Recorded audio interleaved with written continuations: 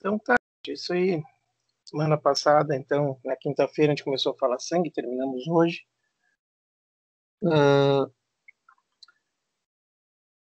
Fisiologicamente falando, a parte mais importante para a fisiologia, que eu queria que vocês soubessem, foi da aula da semana passada. Hoje a gente vai falar um pouquinho, uma introdução para vocês, né, sobre as células, especificamente cada uma, né? A gente falou da hematopoiese semana passada, viram que todas elas, células sanguíneas, se originam de uma célula mãe, né?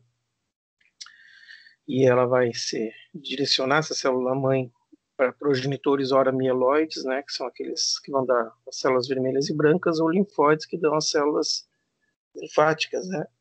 Tem células T, B e A. E a gente vai falar um pouquinho de cada um, só algumas características hoje de cada uma desses tipos de célula. Isso aqui vocês vão voltar a ver na histologia, se já não viram, né? Vão desenhá-la na histologia. Vão ver na patoclínica, na patologia clínica, muito, né? E lá sim vocês vão ter que se esforçar bastante para entender, né? Porque o que acontece, essas alterações que vocês vão analisar em exames de sangue, em hemogramas, elas sempre vêm associadas, né? Então você vai ter lá uma leucocitose com neutropenia, ou com eosinofilia. Então, enfim, vai ter um aumento das células brancas com aumento de basófilo ou monócito, enfim. Então vocês têm que aprender lá o que significa isso, junto com os sinais clínicos que aprenderam na clínica, e na clínica vocês vão falar de novo em sangue, principalmente nessa parte de hemogramas e resultados de exames, né? Então aqui na fisiologia, o que mais interessa para a gente, para entender o funcionamento dos órgãos, era um pouquinho sobre aquilo de volemia, né, volume de líquido circulante, é alguma coisinha que eu vou frisar agora, tá? Então, gente, deu uma travada aqui, deu. Isso aqui a gente falou também semana passada, né? Meio que as funções gerais de cada uma das células, eritrócitos, leucócitos, tá? Então a gente vai falar um pouquinho de cada um, característica de cada um, tá? Então os eritrócitos, ou as hemácias, né? O nome vem de vermelho, do grego, né? Eritros. O eritros é vermelho, né? Então por isso que eles são as células vermelhas do sangue, as hemácias, os glóbulos vermelhos também chamados. Tá? Quando corados, né, eles são corados, então vocês fizerem em histologia, uma lâmina histológica, eles são corados com corantes ácidos, né? Então ele pega uma cor mais amarelada, tá? Fica um corante na lâmina, ele vai ter uma cor mais amarelada. O tamanho é de 6 micras, né? 6 micrômetros, aproximadamente 6 micras. Os coidais, como está aqui, ó, elas não são uma bolinha, elas são justamente nesse formato, parece uma boia, só que com o meio fechado, né? Aquelas boias de câmara de pneu que o pessoal usa para tomar banho em rio, né? Só que aqui no meio é fechadinho. E ele tem esse formato justamente para poder ter mobilidade. Com esse formato aqui, vocês conseguem esticar, dobrar essa célula, torcer ela, né? Fazer ela se enrolar. Porque se ela fosse uma bola, uma bolotinha, né? Se ela fosse como uma bola de futebol, por exemplo, uma bola de ping-pong, naquele formato, não conseguiríamos dobrar ou esticar essa célula. Então, isso aqui é justamente para ela conseguir passar em vasos bem pequenininhos, em trabéculas bem pequenininhas do fígado, do baço. Então, ela consegue ter mobilidade com isso aqui, esse formato. Né? Anucleadas, tá? Então, elas não têm o núcleo, bicôncava, dos dois lados tem buraquinho, né? Aqui, ó, côncava. Tá? Então, ela é anucleada porque quando ela está na maturação, ela perde o núcleo para poder carregar a hemoglobina, né? Fica mais fácil. E como não tem núcleo, ela vai morrer rapidamente, né? Então, a célula, a vida dela, depois de adulta, de entrar na circulação, fica na faixa de 3 a 4 meses, em média 120 dias, quer dizer, quase 4 meses por aí. Às vezes um pouquinho mais, um pouquinho menos, mas fica nessa faixa. Eu falei para você semana passada lá do doping fisiológico, né, na volemia, que o pessoal vai para alta altitude, começa a produzir mais hemácias, né? Então tá aqui, ó, mais ou menos uns desculpe, mais ou menos uns 4 meses o sangue fica circulando, tá? Não tem capacidade de dividir, né, de executar atividades metabólicas, claro, não tem núcleo, né, não tem também ausência, não tem mitocôndrias, especializado em transporte de gases, tá? Tem grande quantidade de hemoglobina, né? Então, cada hemoglobina consegue se ligar a 4 moléculas de oxigênio ou até 4 moléculas de CO2. Tá? Pode se ligar só a uma, ou a duas, ou a três, mas no máximo 4. Cada hemoglobina dentro de cada hemácia. Existem muitas hemoglobinas dentro de uma hemácia. Tá? Duração, né? Então, 120 dias, como eu tinha dito. Depois elas são eliminadas por macrófagos, né? Do baço, medula, da medula óssea e do fígado. Como eu disse, quando elas vão ficando velhinha, ela perde essa flexibilidade, né? Elas começam a ficar mais endurecidas as células e elas não ficam com a flexibilidade de conseguir puxar ela, né? Dobrar. E aí, quando elas passam nas trabéculas, principalmente do baço, os vasinhos mais durinhos que tem no baço e no fígado, né? Elas estouram, elas rebentam, porque elas vão fazer as curvinhas lá dentro dos vasinhos e não conseguem porque não tem flexibilidade. Elas arrebentam. E os macrófagos, então, fazem fagocitose para fazer a limpeza. A produção de hemácias, o que depende da produção de hemácias? Né? Principalmente vitaminas B12. Semestre que vem, quando chegar em gastrointestinal, a gente vai falar de alguns problemas de síntese e de absorção da vitamina B12 no trato digestório. E aí a gente vai conversar. Eu vou perguntar para vocês o que a B12, falta de B12 causa, né? Muita gente não lembra, mas aqui, ó. Então, se tu não tiver vitamina B12, tem anemia, tem produção de hemácias, né? Ácido fólico, também existe a necessidade, e ferro, né? O grupo M, aquele grupo que se liga às hemoglobinas, que liga a hemoglobina aos gases, né? É constituído de ferro. E principalmente da existência do hormônio renal eritropoetina. Se o rim percebe a necessidade de mais oxigenação, mais células, secreta eritropoetina que vai lá na medula óssea e sinaliza para aquela célula mãe, né, começar a produzir mais células. Tá? Concentração normal, isso aqui em humanos, isso aqui vai variar muito, muito, de 3,9 a 5 milhões, tá? Em mulheres e 4,1 a 6. Isso aqui varia muito, tá? Vai variar muito, depende da idade. Recém-nascidos tem quase o dobro disso aqui. Tá? Então, vai variar muito e não fiquem muito bitolados a valores mesmo. Lógico, depois que vocês estiverem estabelecidos numa cidade, né, o valor de referência vai ser naquele local, naquela altitude, para aquela população, mais ou menos a mesma coisa. Tá? Mas às vezes a gente esquece desses dados, desses detalhes, e tu está acostumado a fazer exame lá em Caxias do Sul. E aí vem aqui para Santa Maria, ou vai para Porto Alegre, que é um nível, a altitude é menor, já dá diferença, né? E vocês, se não tiverem ligados, que pode ser a diferença por causa da altitude que você estava trabalhando, o local que você estava trabalhando, vão achar que a pessoa está começando uma anemia, alguma coisa parecida. A pessoa não, né? Animal. Então aqui estão as hemácias, ó. Um vaso sanguíneo, né? E dentro estão as hemácias. Tá? Certo? As não, acho que em algum lugar diz aqui a fenestra de Tesa 4, tá? Então elas têm flexibilidade, permite cruzarem por capilares de diâmetro limitado, penetra a polpa vermelha do baço, tá? Então tem 3 a 4 micrômetros dentro do baço, então ela consegue se dobrar. Por isso que ela passa. Ela tem 6 micras, mas ela se dobrando, ela consegue passar. E aí, quando ela fica mais durinha, ela não passa aquelas trabéculazinhas do baço. Né? E aí, chama circulação. Então, nos pulmões, né? Essa hemoglobina da célula vermelha vai se ligar ao oxigênio. É uma ligação instável, ou seja, reversível. A gente consegue desfazer facilmente. E a hemoglobina com oxigênio, você já conhece, o nome é oxihemoglobina. Tá? Os tecidos, então, ela é liberada. A gente vai ver semestre que vem também como é que acontece isso. Mas a hemoglobina libera o oxigênio, capta CO2, né? E aí uma coisa que às vezes a gente erra o nome, que acha que hemoglobina com CO2 é carboxihemoglobina, e não é. É carbaminohemoglobina. Carboxihemoglobina é a ligação da hemoglobina com o monóxido de carbono. Com o dióxido, é carbamina hemoglobina. Tanto a ligação com o CO2 quanto o O2 são instáveis, reversíveis, facilmente desfeitas. Já a ligação da hemoglobina com o monóxido, com o CO, é muito mais estável, ela é muito mais difícil de desfazer, a hemoglobina se liga fortemente, né? E aí, então, o que acontece muitas vezes do envenenamento por gases, né? A hemoglobina se liga, e aí, quando ela se liga e não se desliga mais, ela não consegue se ligar ao oxigênio para transportar.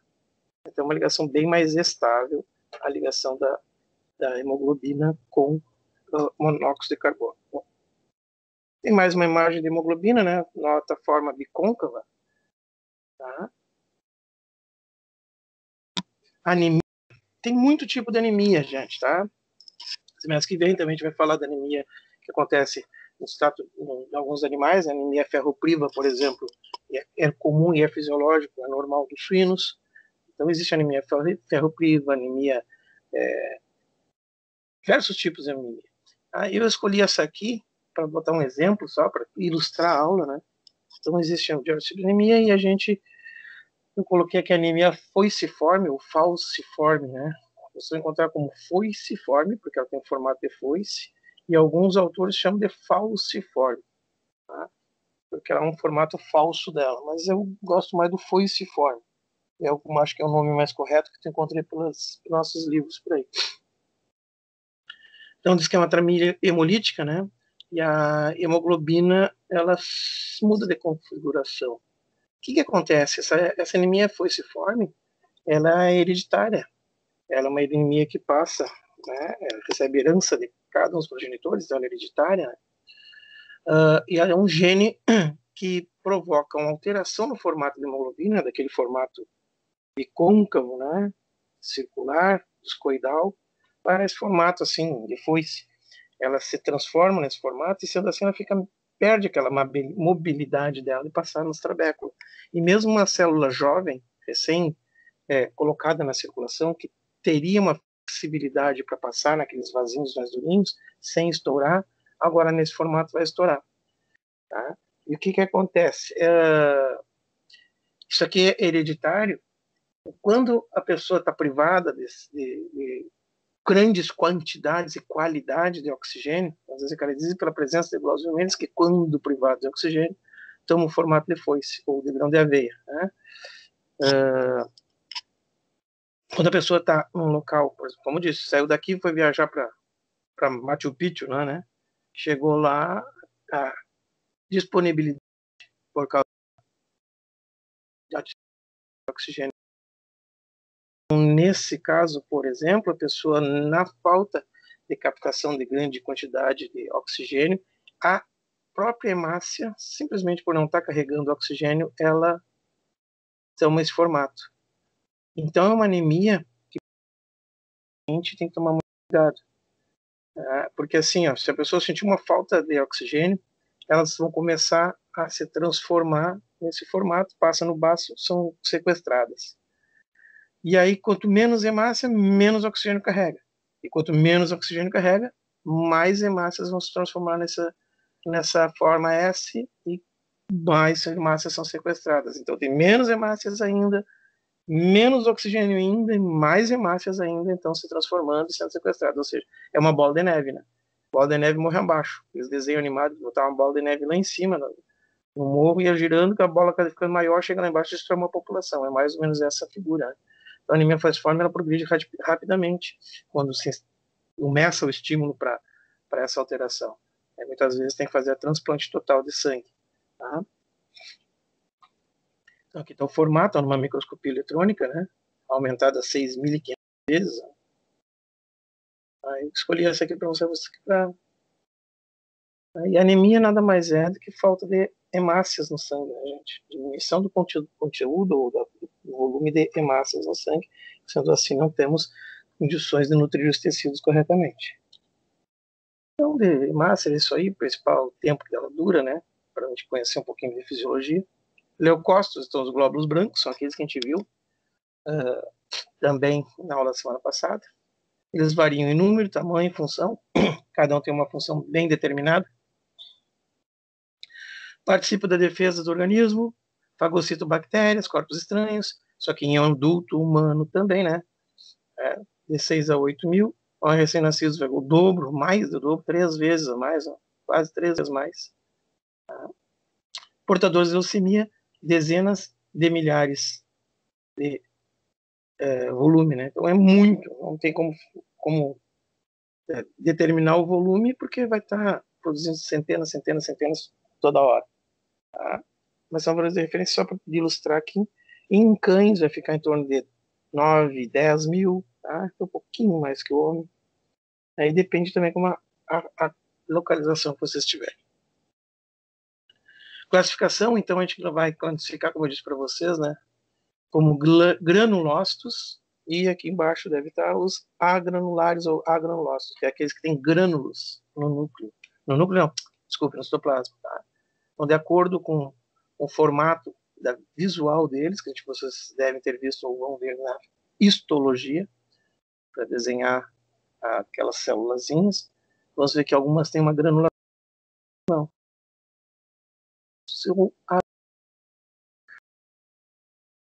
Dos granulócitos, quem são eles? O neutrófilo, eosinófilos, basófilos. O neutrófilos tem uma grande função fagocitária. Tá?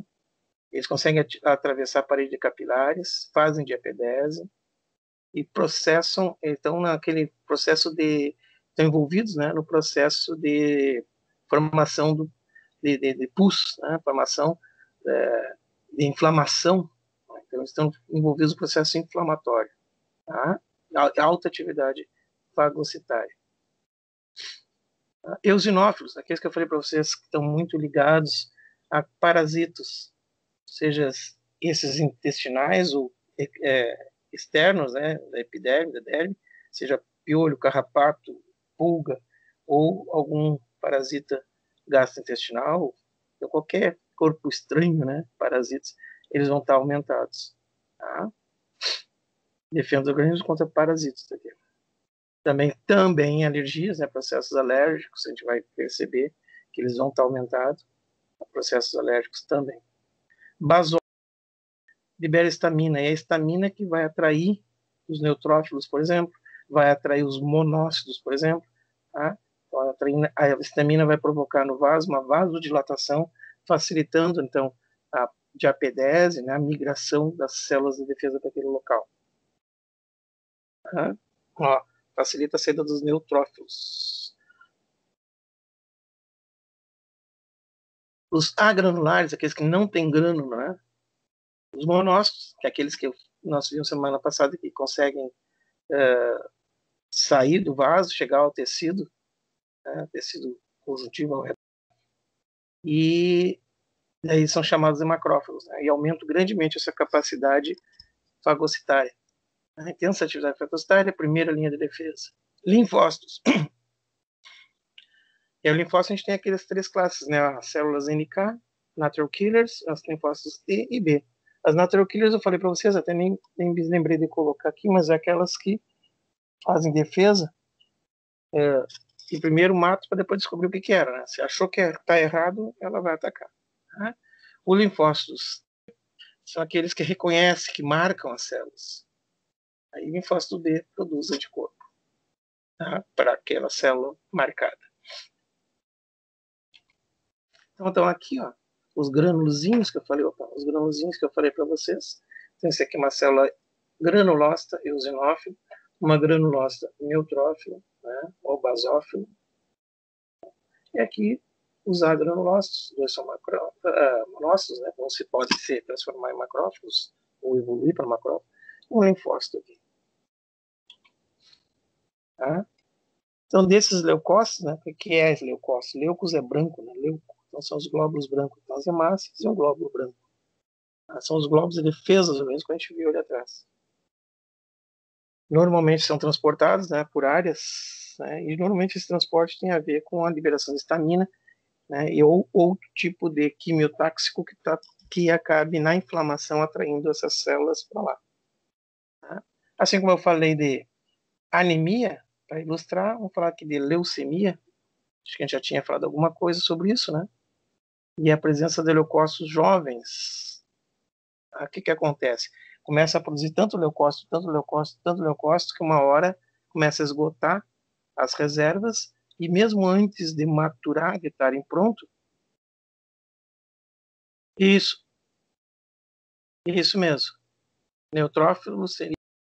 Eu acho que até no slide deve ter dizendo que os dois são a primeira, né? Mas a primeira mesmo é o monócito, porque conseguem chegar fora do vaso sanguíneo, né?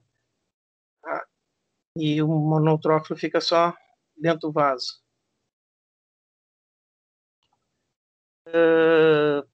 Onde é que eu tô? Sim. Então começa a jogar tanta célula de defesa na circulação que não dá tempo de maturar e começa a jogar as crianças, né? Joga a gurizada sem estar adulta ainda, para começar a luta, né? E aí, em detrimento de produção de tanta célula branca, para de produzir célula vermelha. Ou seja, aquela célula mãe não vai se diferenciar nos outros tipos, né? Vai ficar só produzindo leucócito. Então, normalmente, a leucemia vai vir um aumento de produção de células de defesa, mas que não produzem defesa, porque as células são jovens, as células não têm função, elas não conseguem ir para a guerra. Como vocês mandaram na guerra, na linha de frente, criança de 5 anos, com uma arma na mão, não sabe nem o que fazer. Manda para dentro. Então, uma grande número de células de defesa que não produzem defesa, em detrimento de células vermelhas, porque não está produzindo tanta célula vermelha. Então, acaba acontecendo anemias, falta de defesa, né? Então, uma imunodeficiência. Tá?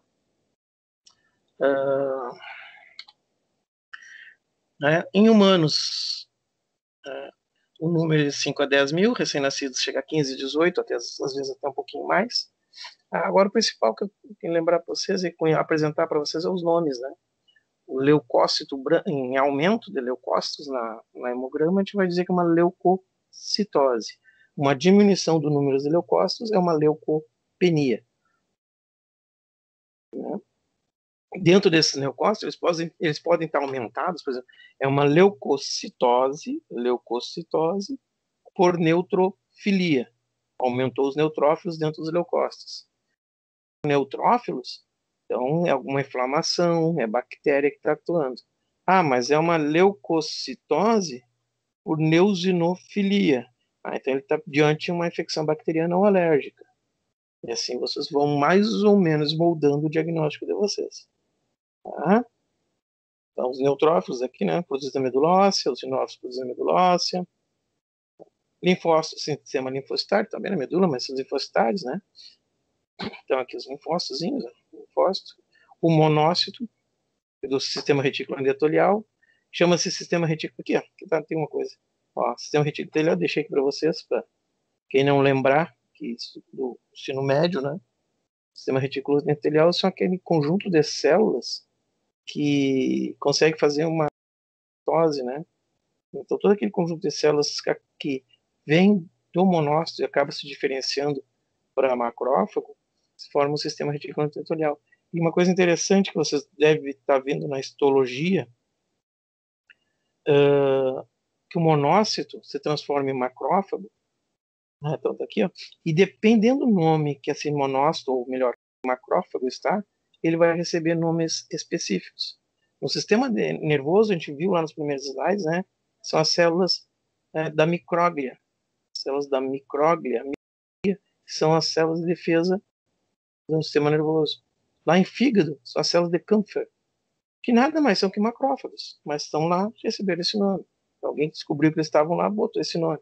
Células mesangiais nos rins. É o mesmo macrófago, só que como estão no rim, recebe outro nome. E você vai encontrar isso bastante por aí. Então, você aumenta as células mesangiais, já sabe que é no rim. Né? Enfim. Tá? Basófilo, aqui, basófilozinho. Função, eu já tinha conversado aquele quadro azul lá, mas por cima. Função do neutrófilo, defesa do organismo, fazem fagocitose, emitem pseudópodes, participam dos basófilos, desculpa. O basófilo é aquela reação de hipersensibilidade, né, que eu falei para vocês, libera histamina, né? Participação da reação de hipersensibilidade, reação às alérgicas, picadura de inseto, então libera histamina, fica inflamado, dói, coça. Eosinófilos, aqueles caras das parasitas, né? Responde a infecções parasitárias, alérgicas, desintoxicações também, né? Linfócitos, os anticorpos, né? Então os anticorpos marcam e identificam e provocam a formação de anticorpos, tá? Aqui está falando de monócitos.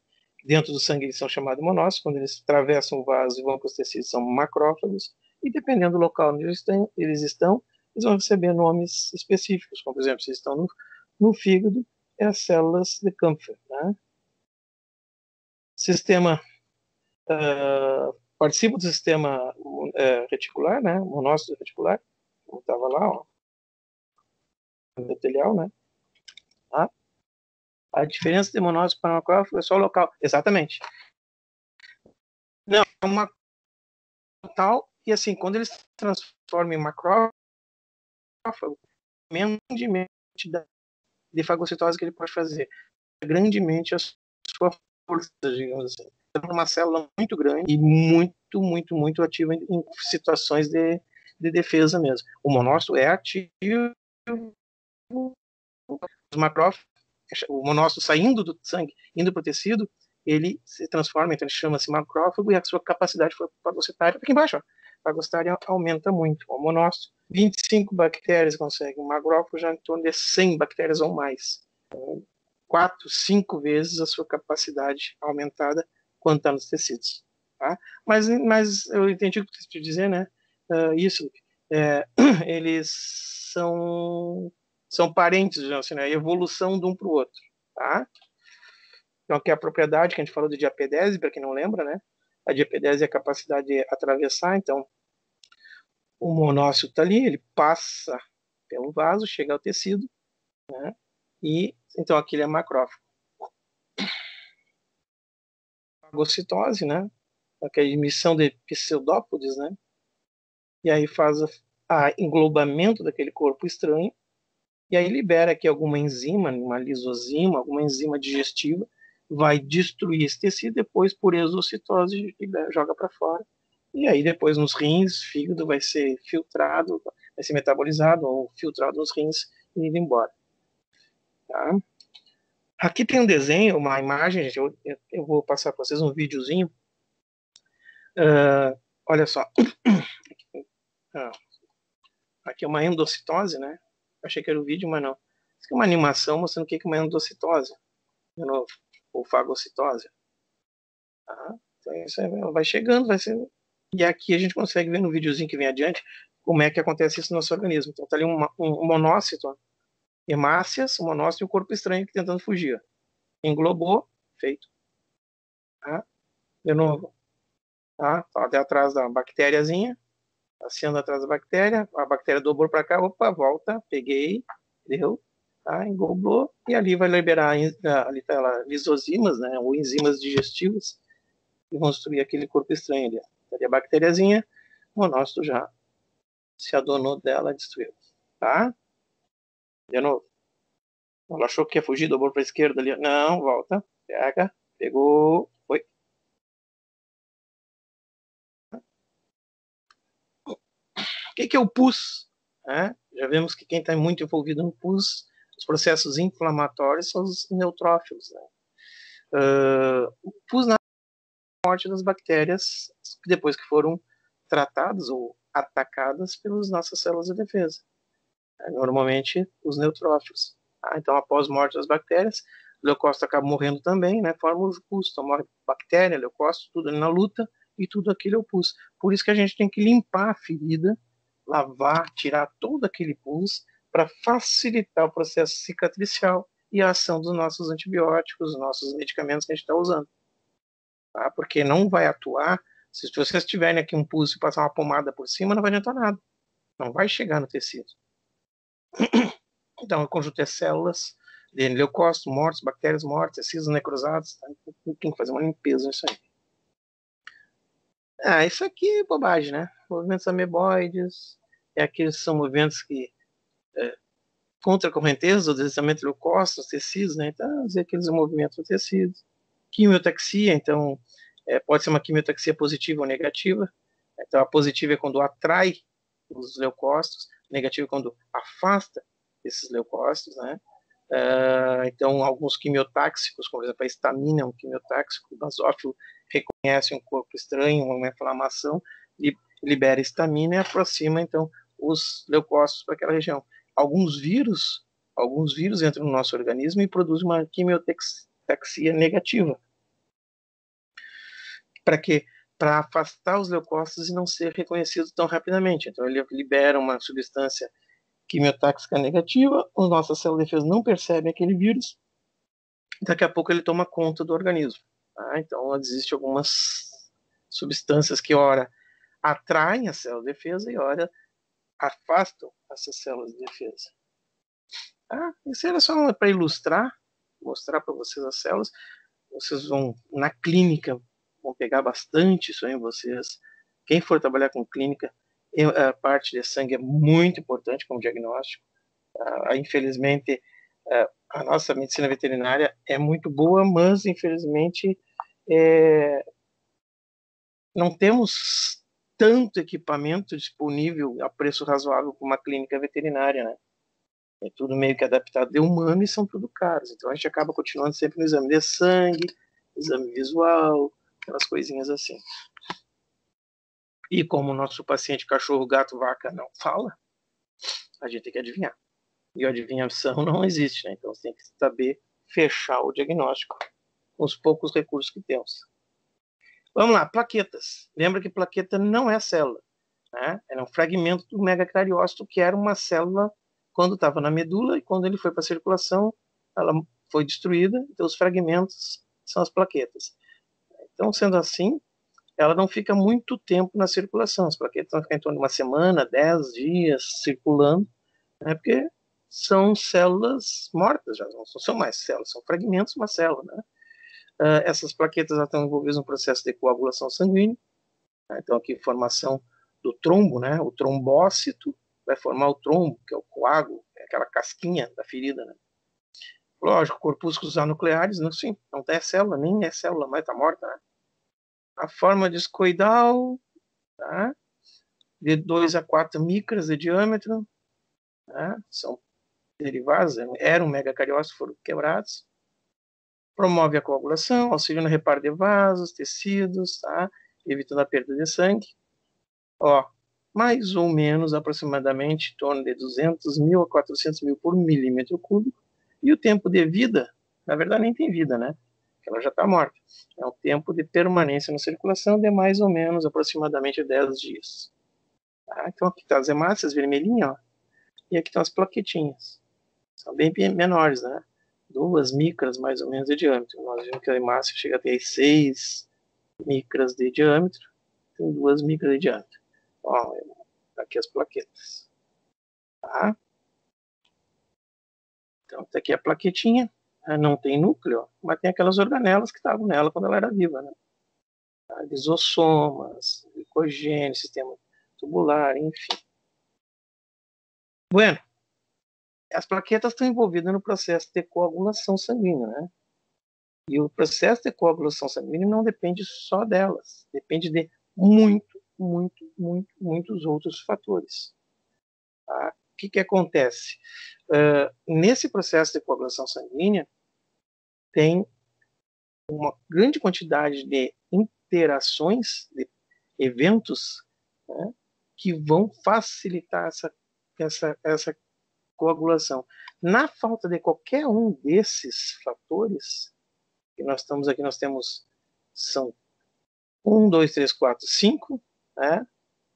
O 7, 9, 8, 9, 10, 11, 12, 13 fatores aqui. Tá? São 13 fatores, tá? Não precisava ter contado, né? Era só olhar aqui. São 13 fatores. Na falta de qualquer um desses fatores, a coagulação sanguínea já dá problema. É um processo bem complicadinho de compreender. Tá? Mas a gente vai fazer uma coisa que tem os mesmos processos, tá? Como é que eles atuam, tá? Só que eu montei um slidezinho para facilitar nosso entendimento, bem simples, bem básico, sem botar muito horror, que é mais ou menos isso aqui. Tá? A agregação plaquetária, entre mais nada, ó, a agregação plaquetária provoca a formação da tromboplastina ou tromboquinase. Elas se juntando vão produzir a tal de tromboquinase. Quando as plaquetas estão circulando lá no meio daquelas hemácias, aquelas pequenininhas que a gente viu lá, essas aqui, se juntam, elas formam a tromboquinase. Tá? Primeira coisa. Bueno, o fígado, nosso fígado, produz a protrombina se nós tivermos aporte nutriente suficiente de vitamina K. Se nós tivermos vitamina K suficiente, nós produzimos pelo fígado a protrombina. Tá? A protrombina é um daqueles fatorzinhos ali. Tá? A protrombina é um dos fatorzinhos. Todos que eu vou falar para vocês são fatores. Inclusive a tromboplastina é um fator. Tá? Então, a protrombina é um dos fatores de coagulação.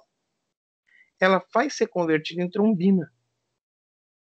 Ela se transforma em trombina, que é um outro fator de coagulação. Só que ela é inibida pela nossa heparina. Nós produzimos heparina, que é um anticoagulante endógeno. A gente produz heparina endogenamente, nós mesmos fazemos para evitar que o nosso sangue fique coagulando, que ele possa circular livremente, sem bloqueios ou sem problemas nenhum. Então a gente produz a heparina. E essa heparina bloqueia, então, a evolução da protrombina para a trombina. Tá? Então, nosso fígado produz vitamina K. Aliás, nosso fígado, se existir vitamina K, produz protrombina. Se houver um trauma, se houver um corte tecidual, né, cortar o dedo, se cortar o dedo, vai ocorrer agregação plaquetária, vai ocorrer uma quimiotaxia das plaquetas para aquele local, e as plaquetas então vão se agregar e vão formar tromboquinase. E essa tromboquinase então tem a função de inativar a heparina. A heparina que estava aqui, ó, foi inativada. Até saiu o bloqueio, quer dizer, não está mais bloqueando. Se as plaquetas agregadas, o fator de coagulação tromboquinase estiver circulante, a heparina inativada e a protrombina pode, então, ser conduzida à trombina. A protrombina era inativa, agora ficou ativada a trombina. Só que para a protrombina passar para a trombina, depende de outros fatores também. Ela não ia porque estava sendo inativada pela heparina. Agora não tem mais heparina. Ela pode até ser convertida para trombina, se existir cálcio. Se tiver cálcio, essa protrombina se liga ao cálcio e forma então a trombina. A trombina é um outro fator de coagulação, e se ainda tivermos uma demanda boa de cálcio na nossa circulação, a trombina vai se conjugar novamente com o cálcio e vai facilitar que o fibrinogênio, que é uma proteína plasmática, se junte lá a plaquetas que estavam agregadas e formem o retículo de coágulo através da fibrina. Tá? Então, o que quer dizer? Isso aqui está simplificado disso aqui. Eu não vou explicar isso aqui para vocês. Isso aqui é uma aula que a gente dá para pós-graduação. Tá? É muita coisa. Acho que é uma semana e pouco falando disso. Então, basicamente falando, quero dizer para vocês que a coagulação sanguínea, que eu quero que vocês tenham em mente, é um conjunto de fatores bem complexos, que vão depender principalmente da existência de vitamina K e cálcio, tá? Para que a gente consiga fazer com que o fibrinogênio seja convertido a fibrina e aí montar aquelas fibrazinhas e fazer o retículo de coágulo. Eu tenho um slide, vamos ver se eu acho aqui no meu computador. Ver se está aqui. Eu tinha bem bonitinho, vamos ver se é esse aqui. Um videozinho. Não.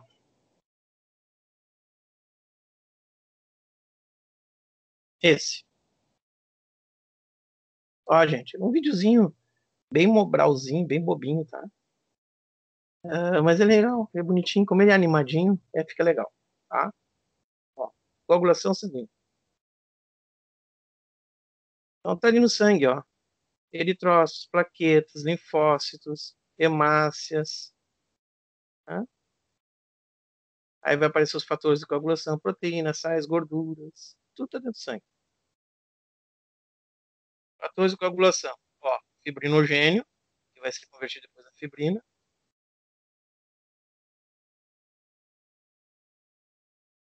Fatores de coagulação intrínsecos, que nada mais é que as plaquetas, os vermelhinhos ali. Os fatores extrínsecos, então, vai ser a nossa a trombina, né? E fatores de via comum, o cálcio. E outros que estão por ali. Cá, azulzinho ali. Ó, plasminas, nem cheguei a falar das plaquetas. Cortou o dedinho.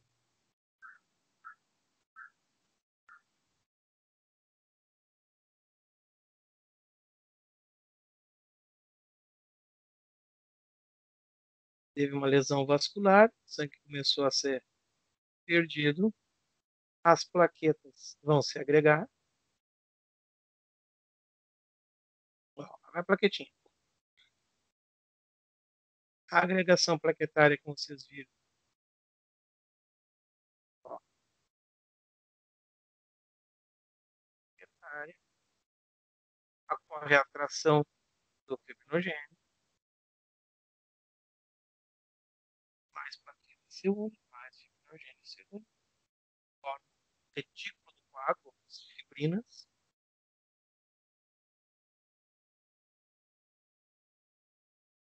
os fatores de coagulação se ligam, e aí forma a casca, a casquinha lá.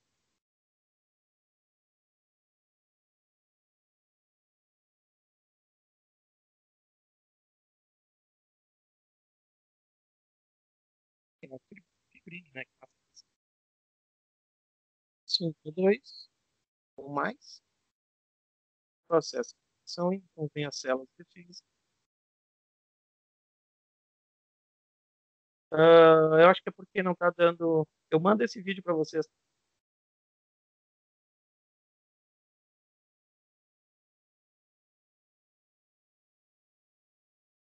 Aí depois que retirou a casca, os monócitos acabam fazendo limpeza. Tá ouvindo o vídeo também? Eu tô me ouvindo só a minha voz. Tá? E os sinófilos fazem limpeza. Tá, esse eu achei que fosse. O vídeo tem um áudiozinho, tá? É. Tá, perfeito. Quero mandar esse videozinho para vocês, tá? Vou mandar assim. Agora depois eu mando por e-mail para vocês. É um vídeo assim, bem animadinho, bem bobinho, né? Mas ele. O que que acontece? Ele. Então tá aqui, ó. Tá?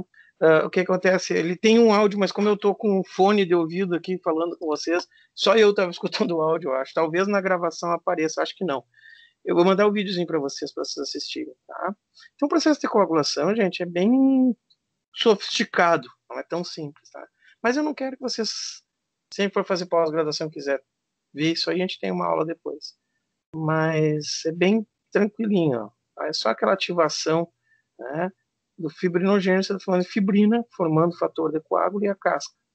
Tá? Mas para isso acontecer, tem que ter cálcio, tem que ter vitamina K, tem que ter formado a agregação plaquetária tromboquinase para inativar a heparina, enfim, certo? Tá? Então aqui, ó, homens e mulheres, os mesmos glóbulos, eu tinha. Ah, tá aqui, esse aqui que me interessa. Homem e mulher não interessa, né? Então tá aqui, ó, valores de referência, né? Leucócitos, neutrófilos, linfócitos, monócitos, basófilos, tá? Então aqui em cão, gato, equino, bovino, vaca, né? Bovino, pô, suíno e ovino. Então são os valores de referência, tá, gente? Vamos dizer referências. Isso aqui a gente tem que levar em conta com vocês. Em altas altitudes vai mudar, em locais mais frios muda, em locais mais quentes muda, tá? Mas são valores de referência para gente, certo? Vocês têm uma noção, ó, tá? Mostrando uma paca. É paca isso aqui? Eu acho que é, né? Não, tá aqui a espécie Taiaçu tajacu, meu Deus. Tá? Que diz assim, a média de desvio dos padrões variáveis hematológicos, concentração de proteínas plasmáticas total e fibrogênio em animais adultos instalados em baias, piquetes da espécie tal, e mantidos em cativeiros. Tá? Então, olha aqui, ó. Deixa eu ver até aqui. Ah, não, tá aqui. Tá. Ah, vamos lá. Eu achei que tinha colocado as caixinhas vermelhas. Ó, na baia, quer dizer, o animal estabulado, estressado, porque está preso. Aí no piquete. Piquete é uma área bem maior, eles conseguem passear, caminhar, descansar. Só para vocês verem que o estresse, ó, esse animal está na baia. A diferença do piquete, o mínimo, são tudo igual. Os bichos são igual no mesmo local. Já tem alteração, né, de nível de hemácia, de volume corpuscular, globular, tá? Quer ver as células de defesa? Cadê os leucócitos totais? Não tem os totais aqui? Fibrogênio plasmático, fibrogênio, proteína plasmática, VCM, não. Ah, mas a gente consegue ver os neutrófilos estão aumentados também, ó. Olha a neutrofilia que esse animal tá aqui na baia, no piquete. Tá? Diminuído, né? Diminuiu o neutrófilo. Linfócito, não está tão alterado. Vamos ver aqui mais. Que está mais alterado. É os proteína. Fibrogênio não quer dizer nada. Leucócitos. Olha leucócitos aqui, ó. Olha a leucocitose do animal, ó.